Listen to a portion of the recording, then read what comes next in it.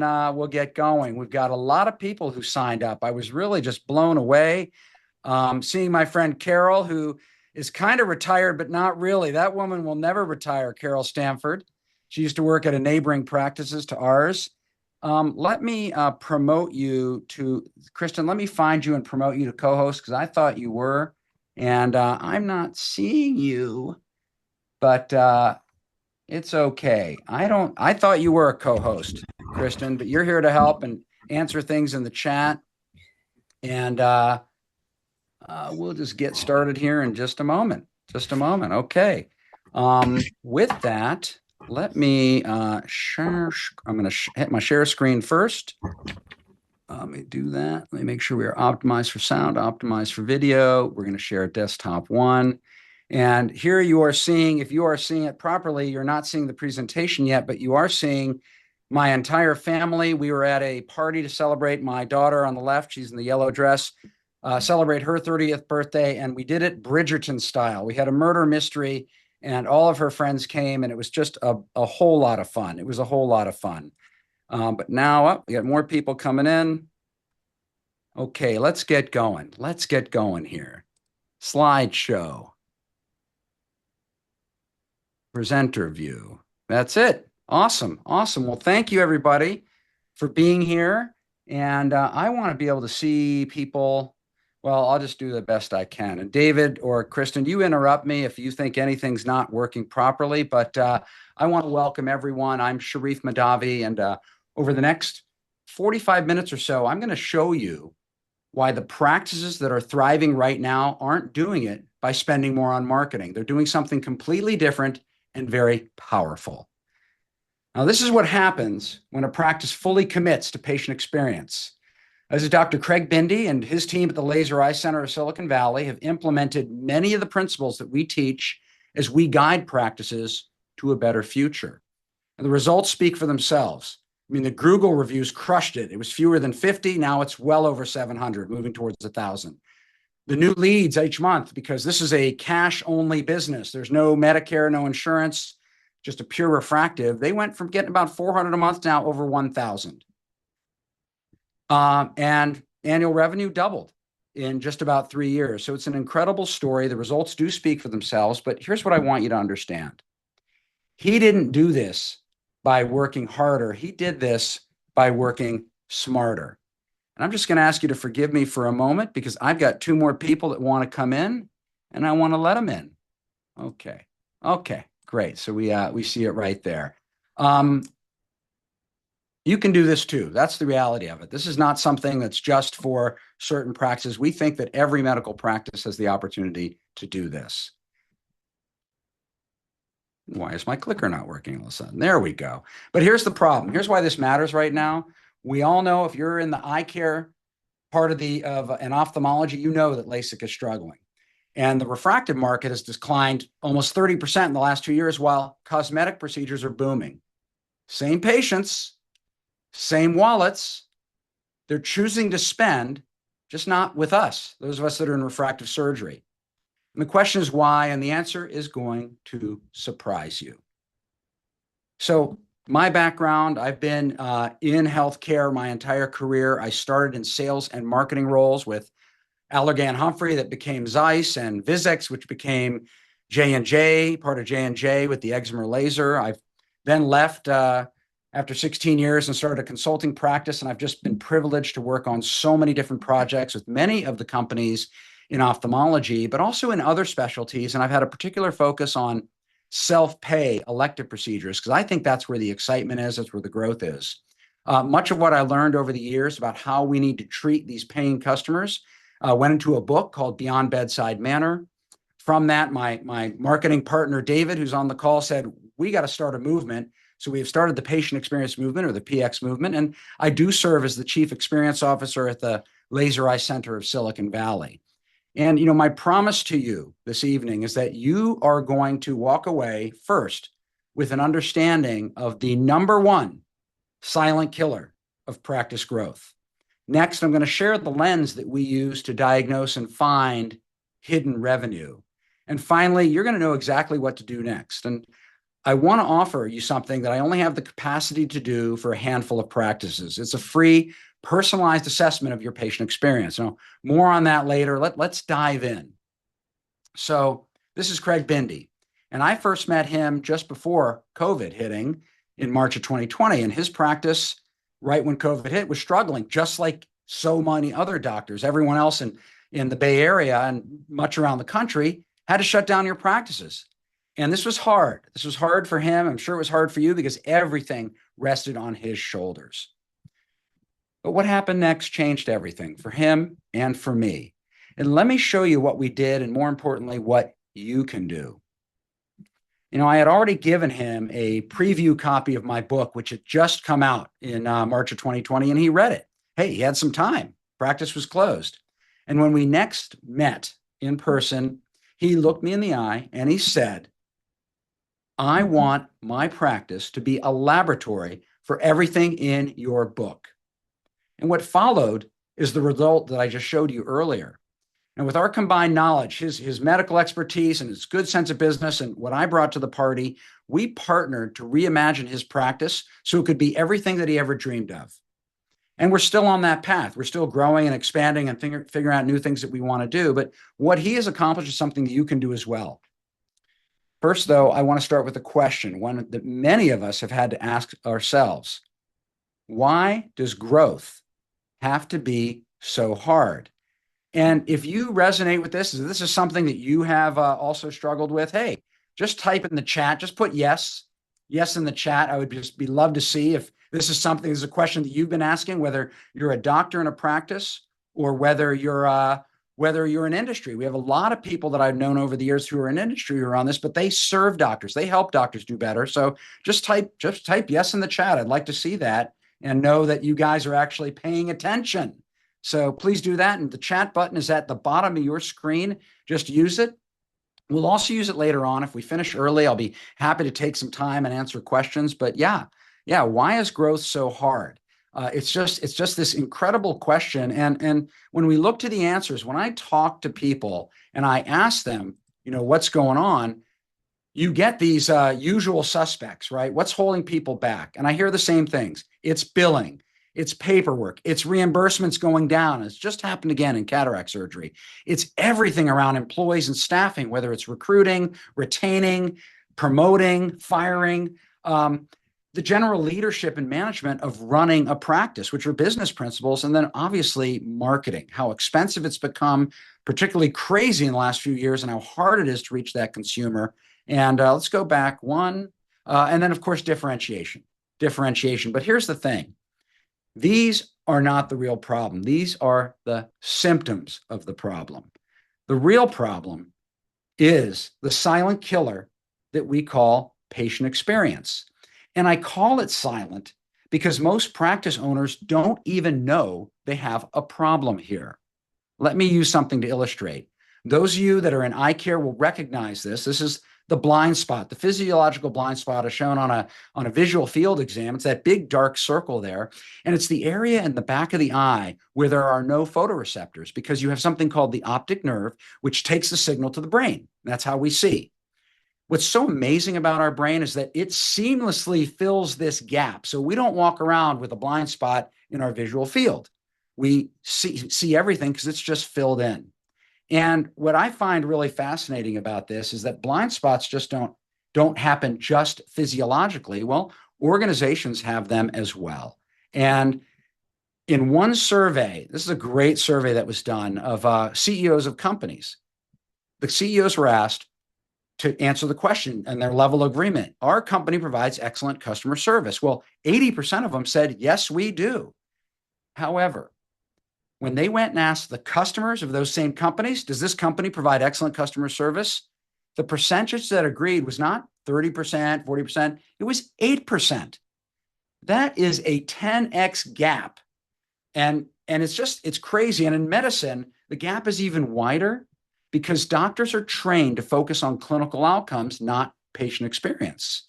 The bottom line is you can be the best surgeon in the world and still be losing patients to the practice down the street because they understand how to treat that patient better.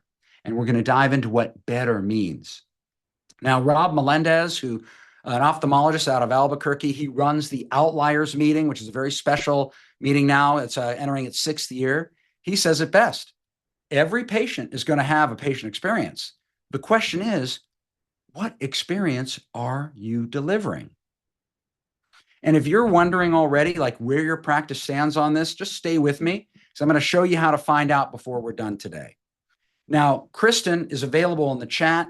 Kristen, I trust that you can see the chats and you can respond back. And if any of you are saying, "Hey, I need to set up a call with Sharif," just go to her and she's part of my team and she will make that happen. And if you're in industry, because a lot of you on the call are, and you believe that what we have to say could be of value to the doctors you work with, hey, we want to talk to you as well. Just let Kristen know. Happy to help out and set up a call. The experience you offer customers is the only sustainable means of differentiating your business. That is absolutely true in the world of commerce, and I think it's also true in the world of medicine. You see, most every doctor that I've ever met has confidence in their abilities. And doctors believe that it's their ability that's the differentiator. Now, I believe you all are beautiful. You're beautiful snowflakes. You're individual in your own right. However, that is not what differentiates you in the marketplace. What does differentiate is how you and your team make each patient feel, how you treat them. And this directly impacts what they think, how they feel, and most importantly, what they say about you to others or what they don't say because it was lackluster. So this notion of differentiating is just so critical.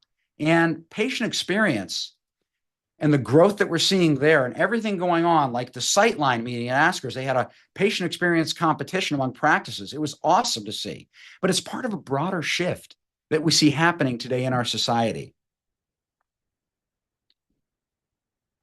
Indeed, we are all living in an experience economy, and this is the book put together by Joe Pine and Jim Gilmore. It was Breakthrough. It first came out in 1999. This is the 3rd edition.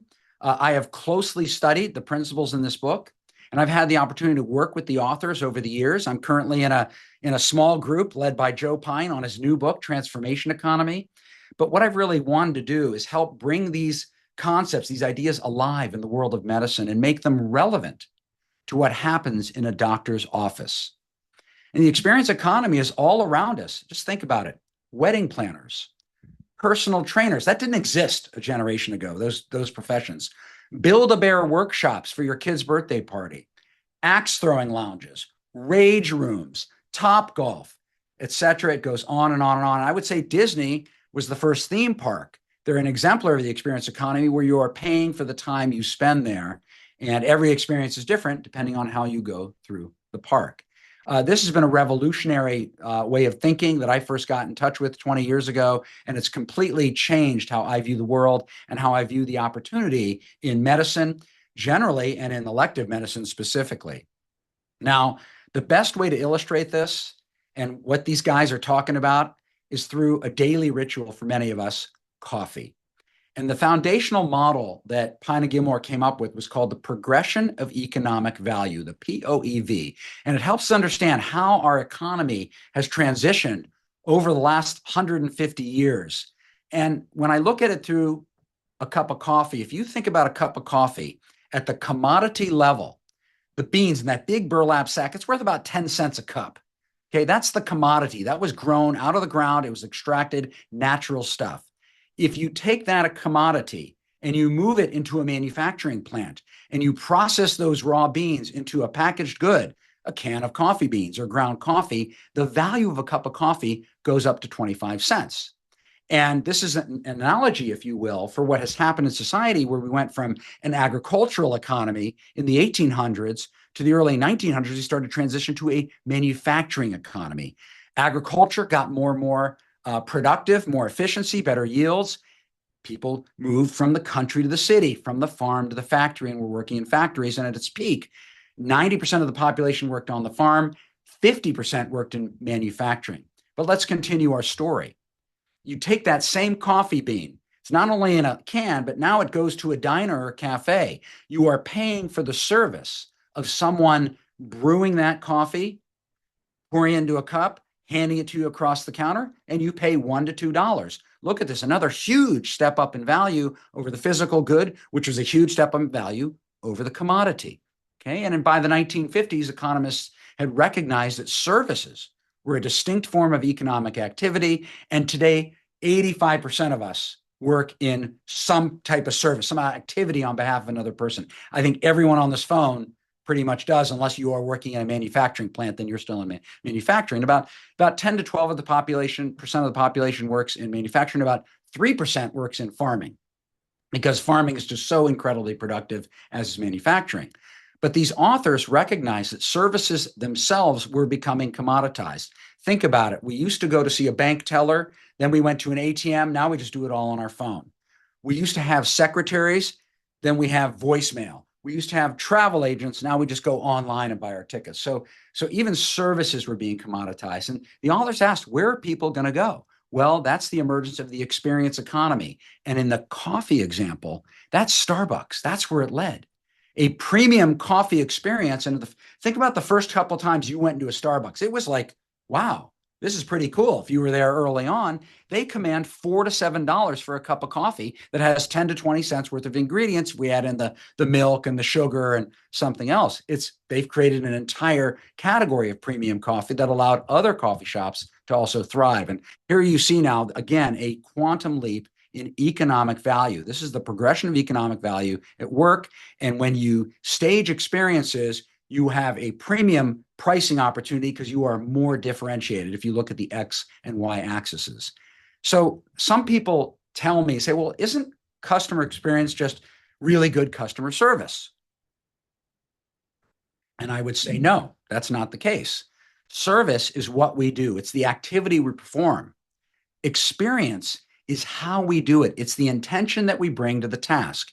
And we know this whenever we walk into a place of business. If we're greeted well, that's a better experience. We feel welcomed. But if we walk in and it's like, what can we do for you today? Well, that's not so great, right? They're maybe functionally doing the right thing, but they really aren't bringing much to the party.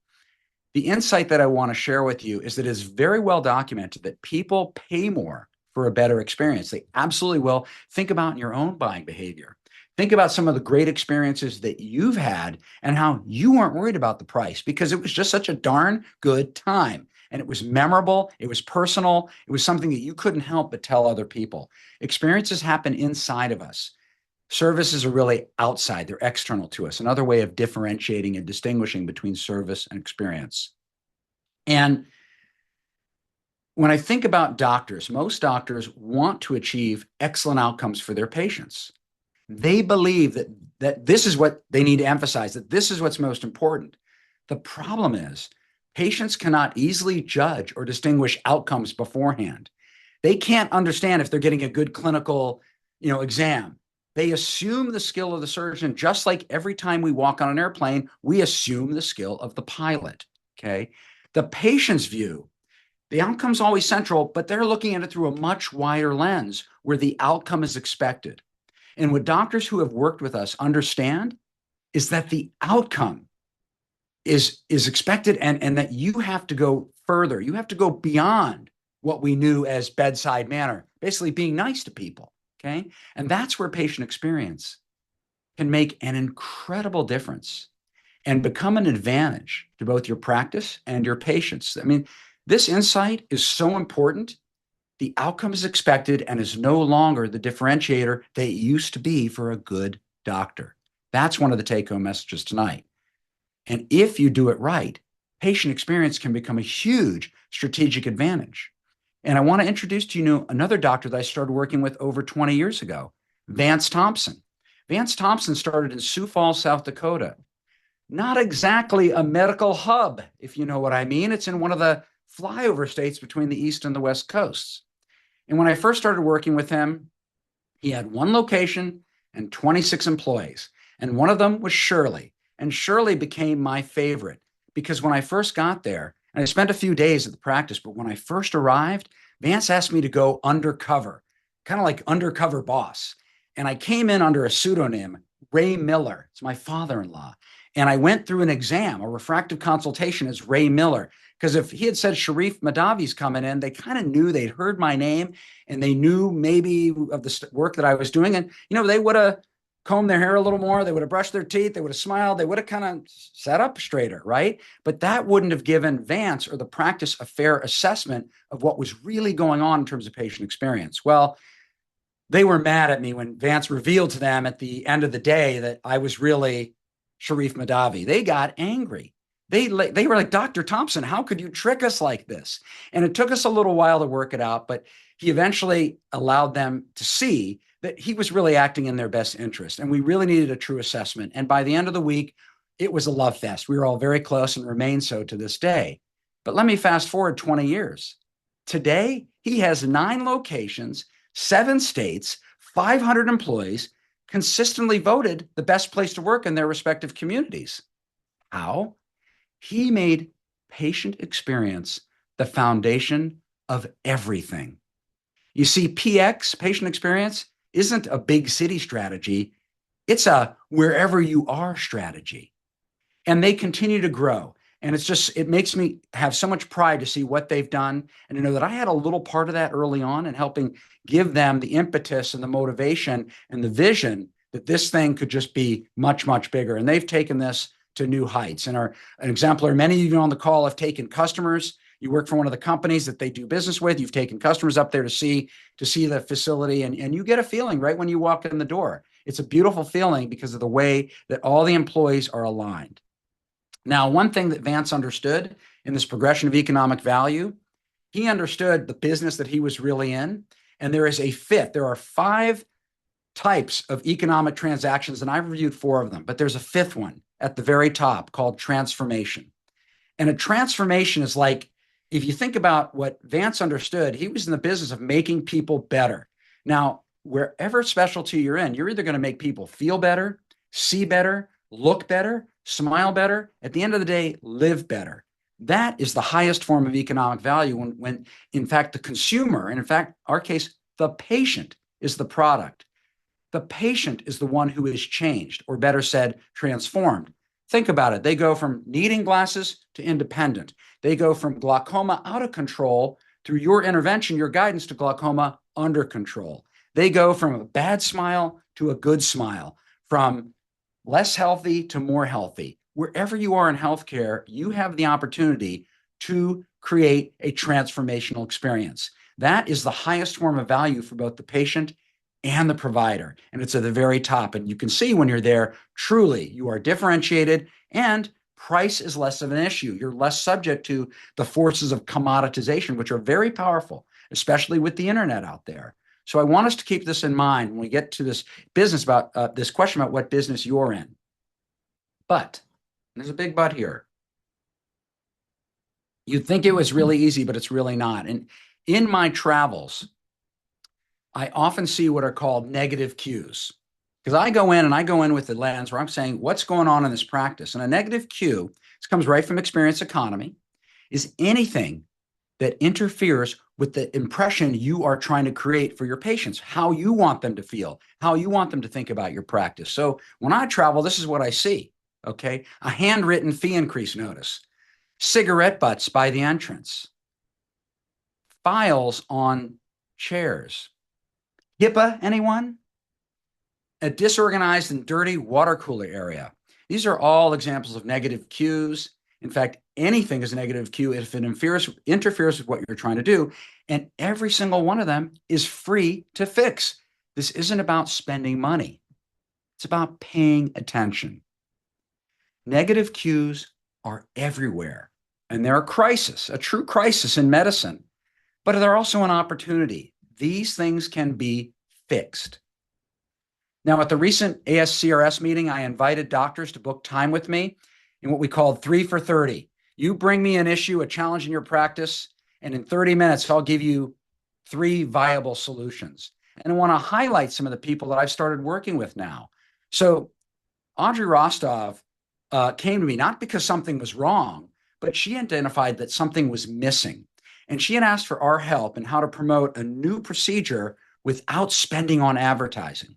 And what we came up with was a really cool solution that involved her doing early identification of influencers when they come in for the consultation.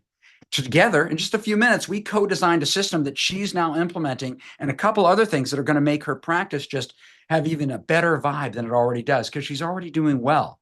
It was awesome, awesome time with Audrey. Now, Ken Rosenthal, he came to me because sometimes it's not an issue. Sometimes the issue is having or not having the team members in the right seats on the bus. That's something that Heather Reddy taught me years ago. Good to Great, Jim Collins, get the right people on the bus and get them in the right seats. And, he didn't have a good CRM system and he had some legacy employees that were just reinforcing the status quo. And we came up with some solutions to promote one of his employees, a technician, into a new marketing role to manage the CRM implementation. I gave him the specs that he could use to interview and hire another office manager because he wants to grow. And I predict this coming year, his volume is going to grow 40% based on making these changes alone. It's working differently instead of working harder.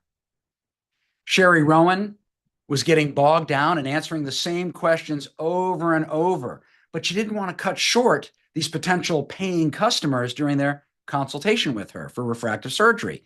We came up with a way to pre-educate using a video series that answers many of the questions they have before they ever arrive. It's a true win-win. It's going to make her happier and be more efficient and more attentive and give the patient what they need. And this guy, Brett Mueller, he is a go-getter. He's young, he's talented, and he's got way too much on his plate.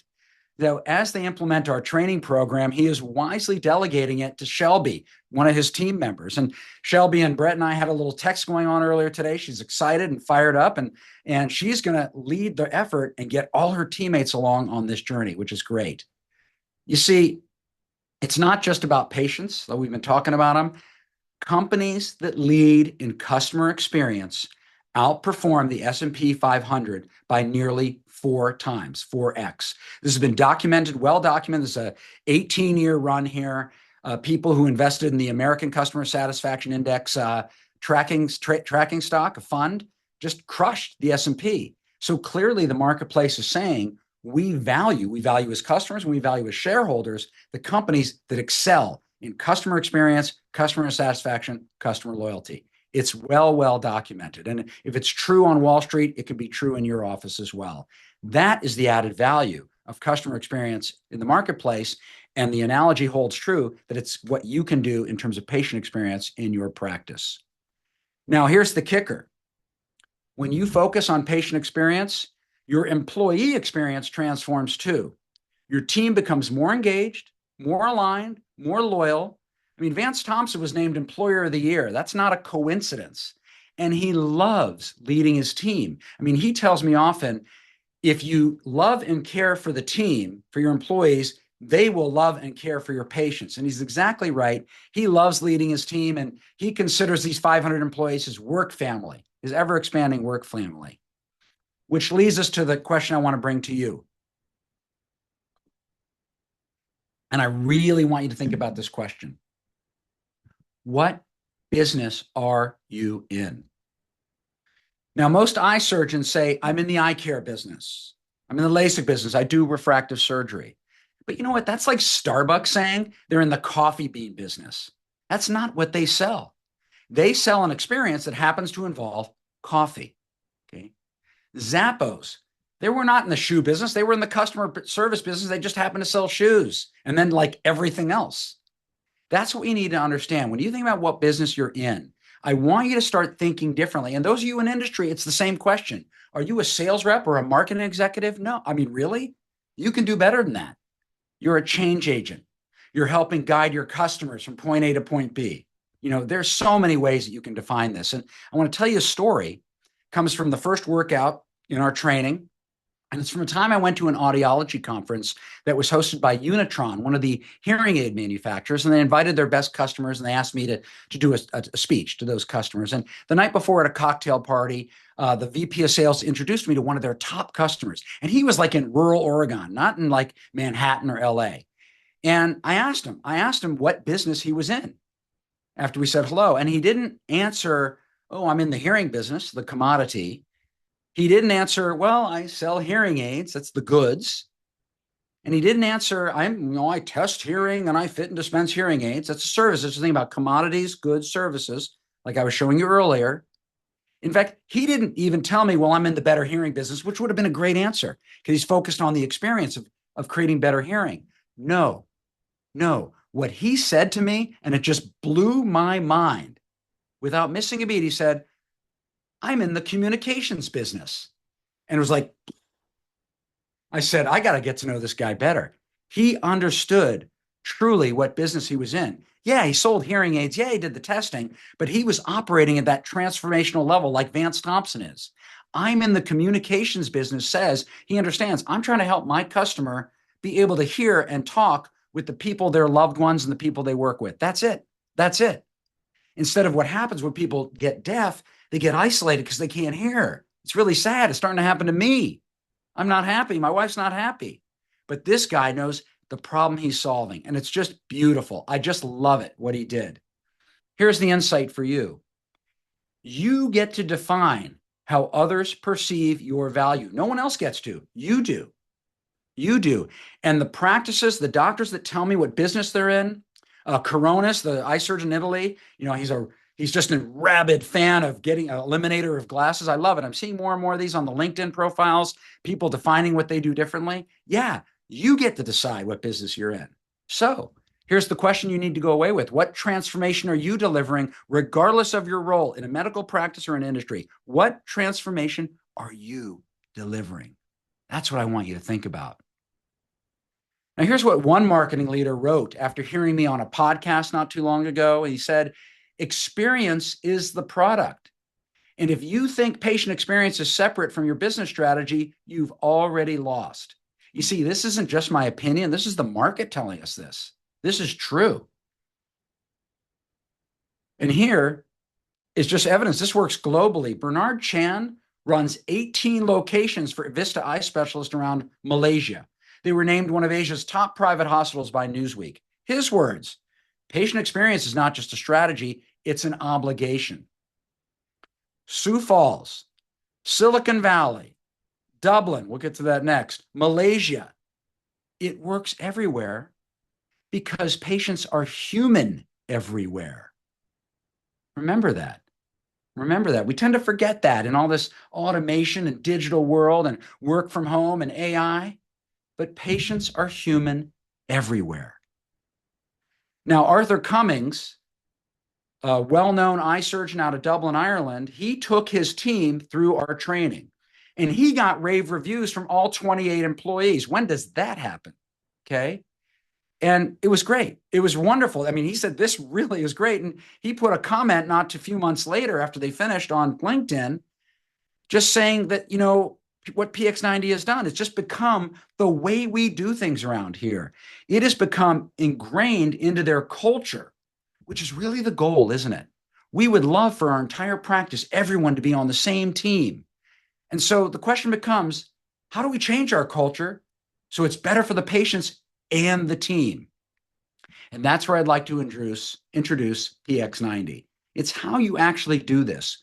We've built a system that's a 90-day practice transformation program, a structured plan that allows everyone in the practice to participate and contribute. And it doesn't depend on you. If you're on here and you're the practice owner, you're the doctor, it doesn't depend on you being the one driving it because you're back in the exam room or doing surgery or procedures. Your team can run it, like you to participate. It's pretty simple. We provide everyone in the practice with a playbook, a physical book. Looks something like this right here. Everyone gets a login so they can access the video content. And when you sign up, you get to choose. You, the practice leadership, gets to choose the pace that best fits you. So it could be weekly and take 90 days, or it could be monthly and you do it over the course of a year. Simple activities that generate conversations that bring the entire team into alignment. It's been described as an upgrade, kind of much like what happens when we get a notice like, hey, we're going to upgrade your iPhone tonight. But the operating system, the iOS or the OS, the operating system of our phone, think about like the OS of your practice. And PX90 is an upgrade to the operating system of your practice. It makes every other investment you make more worthwhile, more valuable, whether that's in equipment, whether that's in marketing, whether that's in people, whether that's in new technology, new procedure. Everything becomes worthwhile when everyone's on the same page when it comes to how we're going to treat these people walking through our door, known as our patients, and how we're going to treat each other. So here's from just one slide from one of my workouts on, it's about sensory assessment, is how you overcome those negative cues that we identified earlier. And that's one of the things that we want to do. We want to go through our practice top to bottom and get rid of, eliminate all these negative cues. So again, it's a structured, guided approach. And I'm the guide, I'm the head coach, but I have other coaches now that work with us. Some practices would like coaching. Most of them can do it on their own, by the way. So you can do nothing. You can leave here and say, I'm not going to make any changes, right? You could have been one of the people that didn't show up for this. But, oh, and give me a moment, because I see two people have entered the waiting room, and it's my fault for not letting them. I'm going to let them in now. Okay, they're all in now. Good, let's make sure. But there is a cost to doing nothing. And the cost is simply this. Your team keeps working hard, but you get inconsistent results. Patients continue to having mixed experience, and growth stays dependent on your effort instead of a structure. And you know what? Darn it, that's exhausting. And it's totally unnecessary. Totally. So you have two choices. Path one, take what you're learning tonight, go back to your practice, implement it on your own. Get my PX newsletter every other week. I give inspiration. If you join the PX movement, you get free videos. Great, do it. Or path two, sign up and get a practice assessment. Let us diagnose your situation and help you with a customized action plan. We do this for free. We don't charge. We'll use our diagnostic lens to get a read on where your practice is currently at. And we'll identify the top opportunities, and you'll come away with an action plan's first 3 moves. And I want to be clear about something. Whether or not we end up working together, you'll walk away from this call with a clear picture of where you stand and what to do first. There's no pitch. There's no pressure. I do these because the best clients I've ever worked with come from doing these assessments. It's so much fun because when the fit is right, it's obvious to both of us. So ask yourself, is this for me? Because who this is for, I want to be very upfront. Who it's for and who it isn't for. This is for practice owners who know their clinical work is excellent, but sense there's a gap in the experience they deliver. This is not for people looking for a marketing trick, a hack, and they're not willing to involve your team. Then this is definitely not for you. But if you're nodding and you go, this is for you, great. Great. Let us know. We'd be happy to set up this a call with me.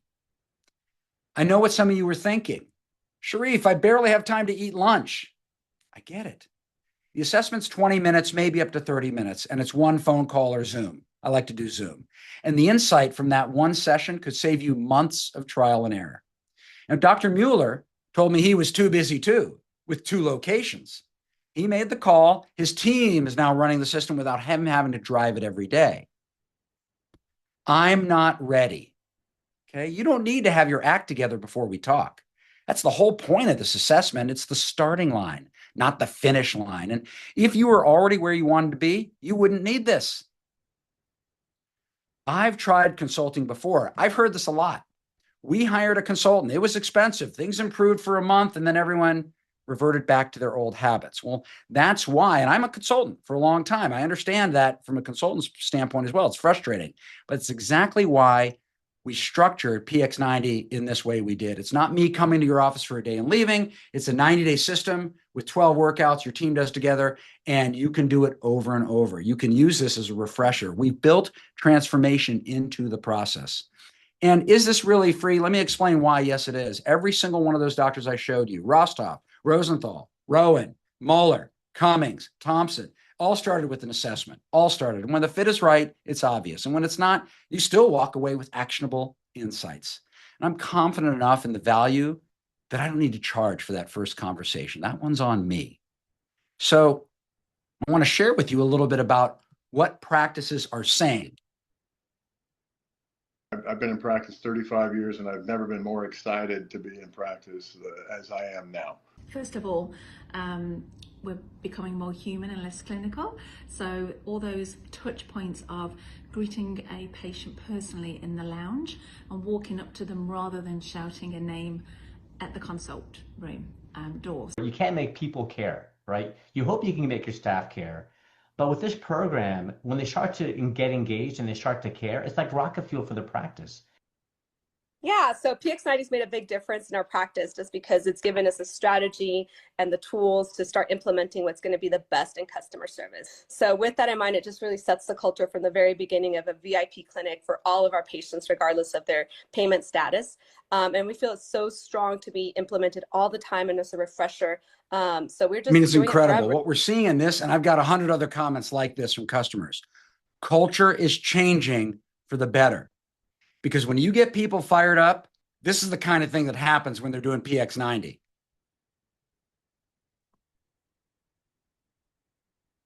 Three, two, one. That's what momentum looks like. So let me leave you with this. Patient experience is not an option. It's happening whether you design it or not. It is about operations, not marketing. However, a great patient experience can reduce the need for advertising, which is really great. I'd rather see practices invest in their team development than in an ad that just has a fleeting benefit. And you can absolutely improve if you agree this is important and want to make it a priority. The assessment is where you start. So if you're ready, here's what you do. You go to pxmovement.com. If you haven't already talked to Kristen, you book a time that works for you. You'll see a few short questions on the booking page, and that's so I can prepare, make the most of our time together. I can only do 8 of these a month. I'm super busy leading a practice and doing consulting and other things, but I limit it to 8 because I want to give each one of you who sign up my full attention. I've got 2 spots left this month, but if you can't get in, then just get in next month. That's okay. I've got Kristen helping monitor this, and she keeps me from going crazy. And, we'll know if this is right for you. You book it now, and we'll know when we're together if the program's right for you. It's as simple as that.